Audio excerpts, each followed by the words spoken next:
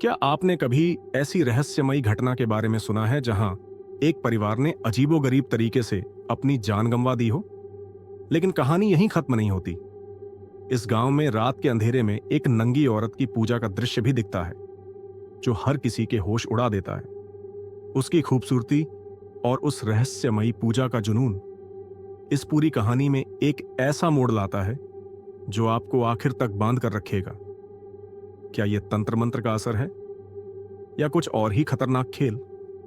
इस दिलचस्प कहानी को आखिर तक देखिए, क्योंकि जो आप देखेंगे वह आपके होश उड़ा देगा। यहां एक बहुत ही दिलचस्प और रहस्यमय प्रथा की बात हो रही है, जिसे आपने शायद सुना या देखा होगा। खास तौर पर हमारे किसान भाई इससे भली भांति परिचित होंगे। जब भी किसान अपने खेत से अनाज निकालते हैं तो वे अनाज में कुछ विशेष चीजें रखते हैं। यह मान्यता है कि अगर वे ये चीजें नहीं रखेंगे तो उनका अनाज किसी अज्ञात शक्ति के कारण दूसरे के खेत में चला जाएगा। यह अजीब लगता है, पर गांवों में यह विश्वास है कि अनाज में एक खास प्रकार की जादुई वस्तु, जिसे कुसली या मुसली कहा जाता है, रखी जाती है। इस जादू के चलते जब हम अनाज निकालते हैं तो हमारा कुछ हिस्सा अदृश्य रूप से दूसरे के अनाज में चला जाता है। यह एक अनोखी चोरी की तकनीक मानी जाती है, जो जादू के माध्यम से होती है। गांव के लोग इसे गंभीरता से लेते हैं और आज भी कुछ लोग इस प्रथा को मानते हैं। इससे बचने के लिए वे अपने अनाज में विशेष वस्तुएं डालते हैं ताकि वह जादुई शक्ति उनके अनाज को नुकसान न पहुंचा सके। आज हम इसी तरह की एक कहानी आपके साथ साझा करेंगे, लेकिन उससे पहले एक छोटा सा परिचय। दोस्तों, आपका स्वागत है हमारे चैनल नॉट एवरेज स्टोरीज पर। तो चलिए अब बिना देरी के आज की कहानी शुरू करते हैं। यह कहानी एक गांव की है जहां एक परिवार रहने आता है। उस परिवार की बेटी वही गांव की रहने वाली होती है और अपने पति व बच्चों के साथ अपने पिता के घर आती है। उसके पिता का कोई बेटा नहीं होता, इसलिए वह अपने पति को गांव में घर जमाई बनाकर लाती है। गांव में उनकी बड़ी खेती, जायदाद और एक आलीशान घर होता है। उनके वहां आने और बसने के कुछ ही महीनों बाद उस लड़की के पिता का निधन हो गया। इसके बाद वह लड़की अपने परिवार के साथ वहीं गांव में रहने लगी। लेकिन यह परिवार कुछ अलग ही था। लड़की का पति भी थोड़ा अजीब तरह से व्यवहार करता था और उनके दोनों बच्चे भी असामान्य तरीके से बर्ताव करते थे, जिससे वे परिवार गांव के अन्य लोगों से बिल्कुल अलग लगते थे। लड़की का बर्ताव पहले तो सामान्य था। वह गांव के लोगों से वैसे ही बात करती थी जैसे पहले करती थी, लेकिन धीरे धीरे उसमें भी बदलाव आने लगा। उसकी दिनचर्या, पूजा पाठ की विधियां सब कुछ बदल गईं। आमतौर पर घरों में देवताओं की पूजा के लिए एक दिशा तय होती है और पूजा का एक निश्चित समय होता है, लेकिन इस परिवार में सब कुछ उल्टा था। वे सूर्य की ओर मुख करके पूजा करने के बजाय सूर्य की ओर पीठ करके पूजा करते थे। गांव के लोग जब भी उनके घर जाते तो वहां का माहौल देखकर दंग रह जाते। कुछ लोग मन ही मन सोचते कि आखिर यह सब क्या हो रहा है, पर किसी में भी हिम्मत नहीं थी उनसे इस बारे में पूछने की। जैसे आप किसी अजीब चीज को देखकर चुपचाप वहां से निकल जाना बेहतर समझते हैं, वैसे ही लोग भी उनके घर से जल्दी से बाहर निकल जाते। उनके घर में जो देवता थे वे भी बाकी घरों के देवताओं से बिल्कुल अलग थे। गांव वालों के देवताओं की मूर्तियों से वे देवता काफी भिन्न दिखते थे। यह सब देखकर लोग और भी हैरान हो जाते थे, लेकिन किसी ने भी कभी उनसे इन बातों के बारे में पूछने की हिम्मत नहीं की। यह पूरा परिवार और उनका रहन सहन गांव के बाकी लोगों के लिए एक रहस्य बना हुआ था। कई बार गांव वालों ने उस औरत को अजीब हरकतें करते देखा था। कभी कभी रात के अंधेरे में उन्होंने उसे नंगे बदन अजीबोगरीब पूजा करते हुए देखा था। उसकी आंखें एक अलग ही तरह की चमक से भरी होती थीं और उसके मुंह से अजीब मंत्र निकलते थे। यह दृश्य इतना भयावह होता था कि देखने वालों की रूह कांप जाती थी। लेकिन इस डरावनी रहस्यमयी आभा के बावजूद वह औरत बेहद आकर्षक दिखती थी। उसकी गहरी काली आंखें, लंबे घने बाल जो उसकी कमर तक लहराते थे, और उसकी चाल में एक अनोखी कशिश थी। जब वह पूजा में लीन होती तो उसकी त्वचा पर चांदनी की हल्की चमक पड़ती, जो उसे और भी रहस्यमयी और मोहक बना देती। उसकी पतली कमर और सुडौल शरीर किसी भी देखने वाले को अपनी ओर खींचने की ताकत रखता था, लेकिन उसकी अजीब हरकतें हर किसी को उससे दूरी बनाए रखने पर मजबूर कर देती थीं। कहते हैं कि एक बार गांव के कुछ नौजवानों ने साहस करके इस रहस्य को जानने की कोशिश की। उन्होंने रात के वक्त उसके घर के पास छिपकर उसकी हरकतों को देखा। जब उन्होंने उसे नंगी पूजा करते हुए देखा तो वे उसकी कशिश में खो से गए। उसकी हर हरकत में एक अजीब सी गर्माहट थी, लेकिन साथ ही एक डरावना सन्नाटा भी। उसकी यह दोहरी छवि, एक ओर उसकी हॉटनेस और दूसरी ओर उसकी खौफनाक हरकतें, किसी को भी बेचैन कर सकती थीं। धीरे धीरे यह बात पूरे गांव में फैल गई और हर कोई उनसे और उनके घर से दूरी बनाए रखने लगा। लोग उनके घर के पास से गुजरने से भी कतराने लगे। हर कोई इस बात से सहमत था कि उनके घर में कुछ तो ऐसा है जो सामान्य नहीं है, लेकिन उनकी आकर्षक और रहस्यमयी छवि को भूल पाना भी किसी के लिए आसान नहीं था। हमारे पूजा स्थान में आमतौर पर कृष्ण, महादेव, पार्वती, गणेश जी और अन्य देवी देवताओं की मूर्तियां या तस्वीरें होती हैं। हर देवता का अलग फोटो होता है और हम सबके लिए यह सामान्य बात है। लेकिन उस लड़की के घर का पूजा स्थान बिल्कुल अलग था। वहां एक बड़ा काला पत्थर रखा हुआ था, जिसके चारों ओर चांदी की छोटी छोटी मूर्तियां थीं। ये मूर्तियां इतनी अनोखी थीं कि कोई यह समझ ही नहीं पाता था कि वे किस देवता की हैं। उस पूजा स्थान के ऊपर सिर्फ 3 तस्वीरें थीं और उन पर केवल कुछ मंत्र लिखे हुए थे। उन मंत्रों के पीछे एक मूर्ति थी जो किसी साधारण देवता की मूर्ति नहीं लगती थी। उसे देखकर ऐसा महसूस होता था जैसे वह किसी एलियन का रूप हो। मंत्र भी संस्कृत में थे, लेकिन वे इतने जटिल और डरावने लगते थे कि पढ़ने में भी कठिनाई होती थी।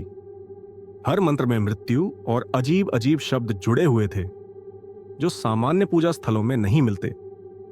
यह सब उस लड़की के घर में था जो अपने पति को घर जमाई बनाकर अपने पिता के घर लाई थी। अजीब बात यह थी कि उसके पिता के जो पुराने देवता थे, उसने उन्हें घर से बाहर निकाल दिया था। 1 साल बीत चुका था और दूसरा साल शुरू हो गया था और उस घर का माहौल और भी रहस्यमय होता जा रहा था। दूसरे साल कुछ ऐसा हुआ कि उनके परिवार में एक सदस्य की मौत हो गई। उनकी सबसे छोटी बेटी, जो केवल 6 साल की थी, उसने जान दे दी। लेकिन वो जिस तरीके से मरी, वैसा पहले कभी गांव में नहीं हुआ था। गांव के बाहर एक बहुत ऊंचा पेड़ था जिसे लोग सिंधी का पेड़ कहते थे।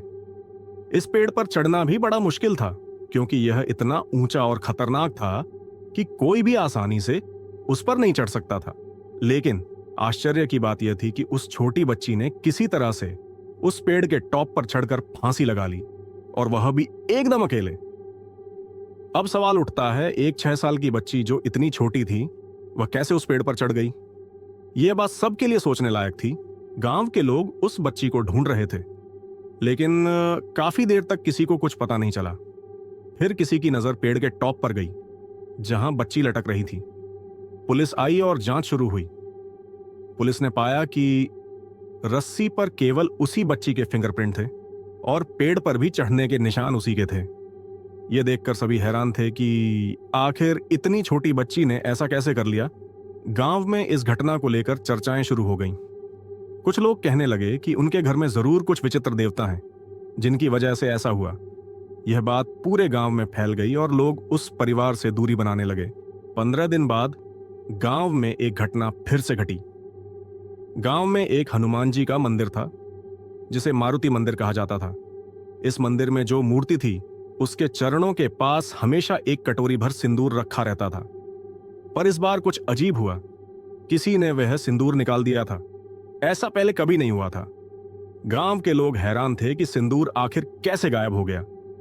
लोग इस घटना को लेकर परेशान थे क्योंकि उस सिंदूर के गायब होने के साथ ही अजीब घटनाएं होने लगीं। गांव के लोग तरह तरह की बातें करने लगे, खासकर उस परिवार के बारे में जो काफी समृद्ध था। उनके घर में अनाज के भंडार भरे रहते थे। उन्होंने अपने अनाज को पुराने समय के कणगे में सुरक्षित रखा था। कणगा वह ऊंचा ढांचा होता था जिसमें अनाज रखने से वह कीड़े और चींटियों से सुरक्षित रहता था। जब भी यह परिवार अपने खेतों से अनाज लाता तो उसमें एक खास चीज मिलाते। इसे वे चुपचाप रखते और किसी को बताते नहीं। लोगों को यह महसूस होता था कि वे अपने अनाज को खराब होने से बचाने के लिए कुछ खास कर रहे हैं। लेकिन जब उस परिवार की छोटी बच्ची की मौत हुई, उसके बाद से चीजें बदलने लगीं। 15 दिन बाद उस परिवार का इकलौता बेटा भी मारा गया। उसकी मौत और भी विचित्र थी। उसके बाएं हाथ में छत से लटके हुए खड़े खड़े कील ठोक दी गई थी। उसके हाथों में कीलें इतनी गहराई से ठुकी थीं कि वह वहीं तड़प तड़प कर मर गया। गांव के लोग इस भयानक दृश्य को देखकर सन्न रह गए। पुलिस को बुलाया गया और उन्होंने पूरे मामले की जांच की। उस जगह पर जो हथौड़ी पाई गई, उस पर भी उसी लड़के के फिंगरप्रिंट थे। वहां किसी और का कोई भी निशान नहीं था। यह देखकर सब हैरान रह गए कि यह लड़का अपनी ही मौत का कारण कैसे बन गया। पोस्टमार्टम रिपोर्ट में यह सामने आया कि यह आत्महत्या का मामला था। इस घटना के बाद गांव के लोग और अधिक अंधविश्वास में डूब गए। लोग कहने लगे कि यह परिवार किसी अदृश्य शक्ति या देवता के प्रभाव में है। वे सोचने लगे कि शायद इस परिवार ने कुछ ऐसा किया है जिसके कारण उनके घर में यह भयानक घटनाएं हो रही हैं। इस परिवार की समृद्धि और उनके घर में होने वाली रहस्यमयी घटनाओं के बीच एक अनकहा संबंध था। लोग दबी जुबान में कहते थे कि उनकी समृद्धि किसी गुप्त विधि या अनजानी शक्ति के कारण है, लेकिन कोई भी खुलकर कुछ कहने की हिम्मत नहीं करता था। अब गांव में हर किसी के दिल में खौफ था। लोग अपने घरों में जल्दी लौटने लगे और रात को बाहर निकलने से बचते। इस परिवार के साथ जो भी जुड़ा था वह अजीब घटनाओं का शिकार बन जाता था। गांव के लोगों के बीच यह चर्चा आम हो गई थी कि इस परिवार के साथ कुछ अनहोनी जरूर जुड़ी हुई है। यह घटना पूरे गांव के लिए एक पहेली बन गई थी। लोग इसे लेकर तरह तरह की कहानियां बनाने लगे। हर किसी के मन में यही सवाल था कि आखिर इस परिवार के साथ ऐसा क्यों हो रहा है। सारी दुनिया हैरान थी। किसी को कुछ समझ में नहीं आ रहा था कि यह क्या हो रहा है। यह एक और असाधारण घटना थी। 15 दिन के बाद उस घर में जो महिला थी वह अचानक अपने शरीर को आग लगा बैठी। जलते हुए वह जोर जोर से चिल्लाती हुई घर से बाहर निकली। जैसे ही वह गली में दौड़ने लगी, सारे लोग उसे घूरते रहे, लेकिन कोई भी उसे मदद के लिए आगे नहीं बढ़ा। लोग डर के मारे केवल देख रहे थे। अगर वह किसी से चिपक जाती तो क्या होता, कोई नहीं जानता। वह महिला दौड़ते दौड़ते मर गई। उसकी मौत के बाद सारा परिवार एक बार फिर से गायब हो गया। यह बात पूरे गांव में फैल गई कि अब वो जो आदमी था वह किसी तरह सभी को मारकर फरार हो गया। लोग घबराए हुए थे और उसके बारे में लगातार सवाल उठा रहे थे। पुलिस भी हैरान थी क्योंकि पूरा परिवार खत्म हो चुका था, लेकिन वह आदमी कहीं नहीं मिला। अब सबका शक उस आदमी पर ही गया, क्योंकि यदि एक परिवार के सभी सदस्य मर जाएं और एक व्यक्ति गायब हो जाए तो स्वाभाविक रूप से उस पर संदेह होता है। यह सोचकर ही लोगों में डर और चिंता बढ़ने लगी कि क्या वह इस सारे दुख के पीछे था। पुलिस ने जांचें शुरू की, लेकिन वह आदमी कहीं भी नहीं मिला। महीने भर तक उसे ढूंढने की कोशिशें जारी रहीं, लेकिन उसका कोई भी सुराग नहीं मिला। 1 महीने बाद उस घर से अजीब सी बदबू आनी शुरू हुई। यह बदबू कुछ असामान्य थी, जैसे किसी जानवर के सड़े हुए शव से आ रही हो, लेकिन यह किसी इंसान के शव की बदबू थी। यह बदबू इतनी गहरी और तीव्र थी कि लोगों को लगा कुछ गंभीर हो रहा है। उन्हें शक था कि कहीं कुछ गड़बड़ तो नहीं हो रही है। गांव वालों ने यह बात पुलिस को बताई। पुलिस ने जब घर के दरवाजे का ताला तोड़ा और अंदर प्रवेश किया तो पूरी जगह अजीब सी बदबू से भर गई थी। घर के अंदर हर जगह खिचड़ी सी स्थिति थी और सबका ध्यान उस बदबू की तरफ था। वहां एक विशाल भरवां अनाज का ढेर पड़ा था, जिसमें से एक कणगे ने एक खतरनाक और सड़ी हुई बदबू देना शुरू किया। पुलिस ने जब उस कणगे को बाहर निकाला तो उसमें से एक आदमी का शव बाहर आया। शव बिल्कुल ठंडा और पत्थर जैसा हो चुका था, जैसे किसी को बर्फ में जकड़ लिया गया हो। वह आदमी ऐसा बिल्कुल स्थिर था, जैसे किसी ने उसे मूर्तिवत बना दिया हो।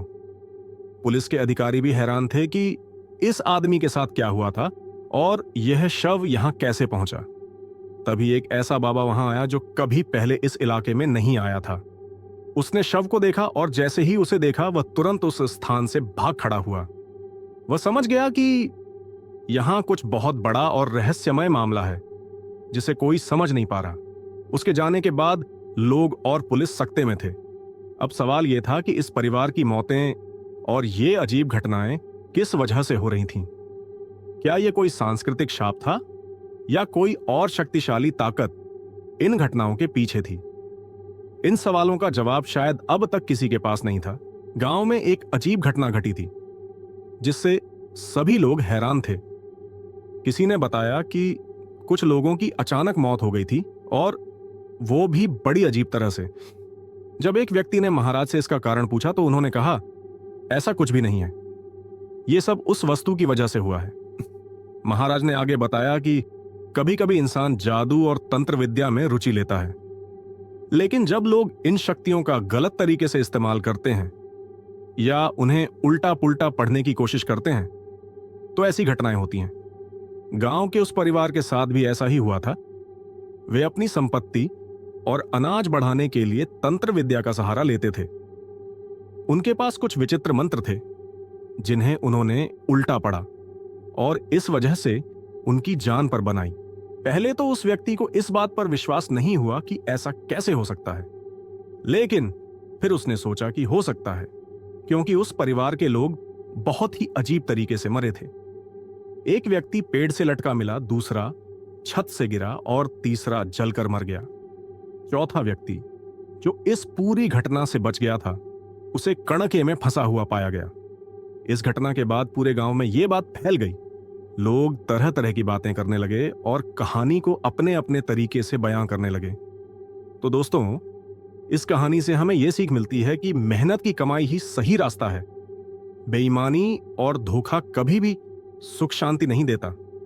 अगर आपको यह कहानी पसंद आई हो तो इसे लाइक करें, चैनल को सब्सक्राइब करें, और अगर कोई सब्सक्राइब बटन दबाने में आलस कर रहा हो तो उस पर जरा सी फटकार लगा दीजिए। मेहनत और ईमानदारी का रास्ता ही सबसे सही है।